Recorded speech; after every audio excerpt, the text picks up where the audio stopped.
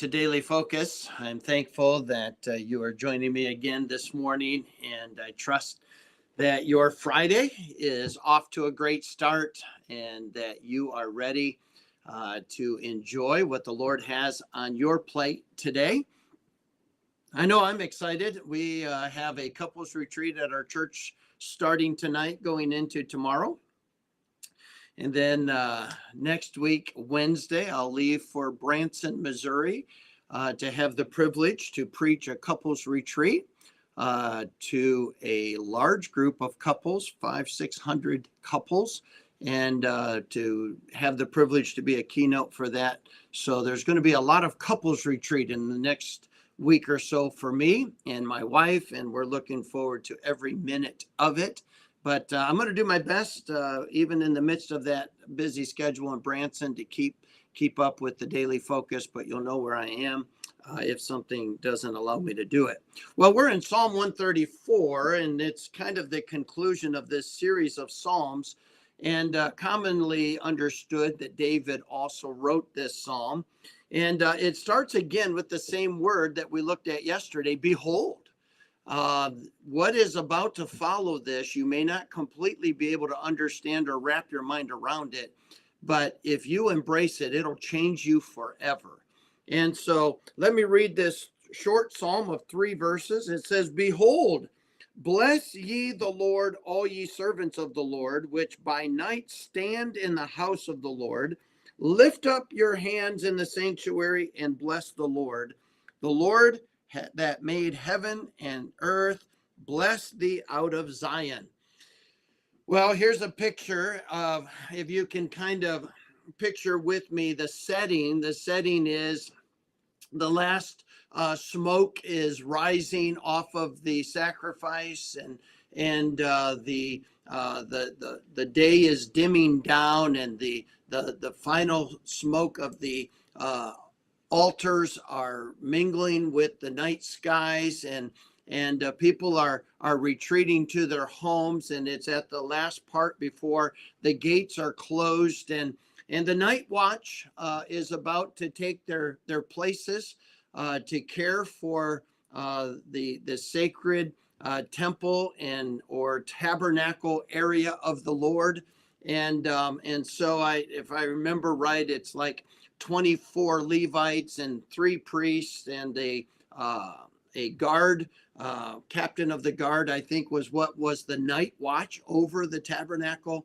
And these individuals are taking their place, and they're assuming their responsibilities. And this psalm is kind of a culmination of worship to God, and it gives a tribute, if you will, to the role of these individuals who stand in guard over the sacred land and the place where God's presence was to meet with them.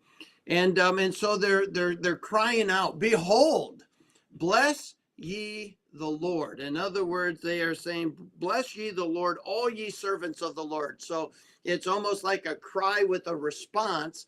And that is, all of you that are assuming your position for the night to care for this sacred ground, bless ye the Lord. In other words, make much of the Lord, and lift up your hands. And this is the way that it would be, is the palms are up, which was a sign of submission. It was a sign of saying, God, we are dependent upon you. We're submitting ourselves to what you have in store. We trust you, we love you, and we depend upon you.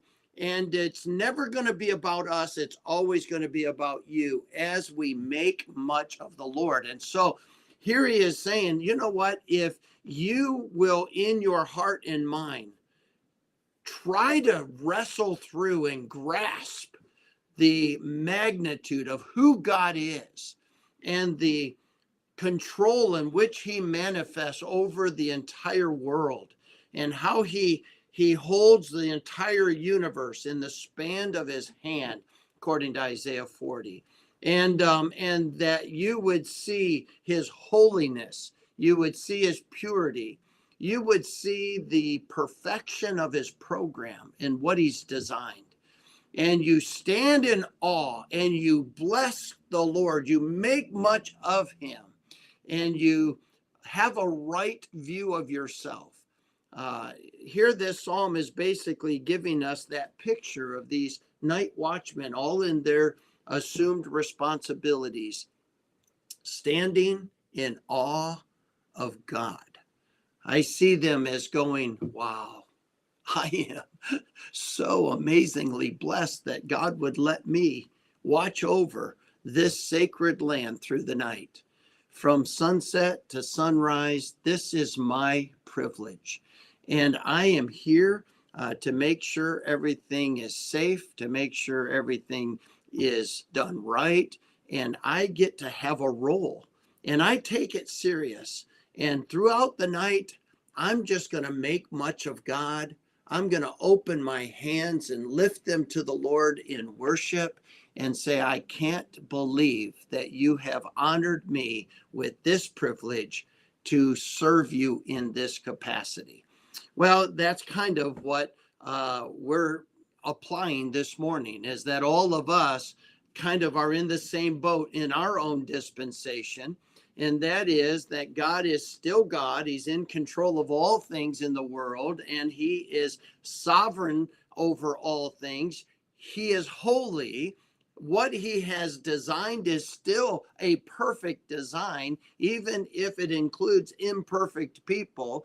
But his designs are amazing, and we stand in awe that he would even let us participate in the role and responsibility that we have to reach the world with the gospel and to live our lives in a way that would help them come to a right conclusion about Christ, and that we would not be self-centered or selfish in the decisions we make, but that we stand in awe of who God is and we bless him, and we stand with lifting our hands saying, God, I am so blessed to be able to serve you here.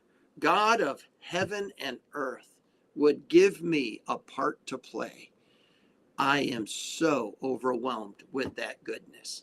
And that is the picture of Psalm 134. So if you can kind of picture these Levites and priests and the captain of the guard and this closing of the day and the final remnants of the worship that has gone on. And now here's my role. Well, let me ask you, what's your role today? Are you standing in awe that God would entrust you with the gospel to share with somebody? Are you standing in awe of the privilege to be the body of Christ, the physical or visible presentation of who Christ is to a world that needs to know him? Do you stand in awe of the gifting God has given to you to manifest in the local church and the talents he's given to you?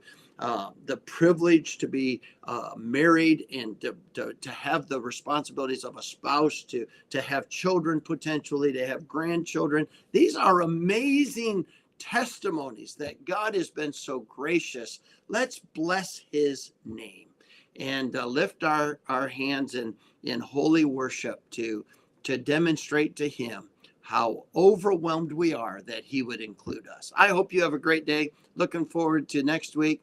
I hope you have a good weekend. God bless.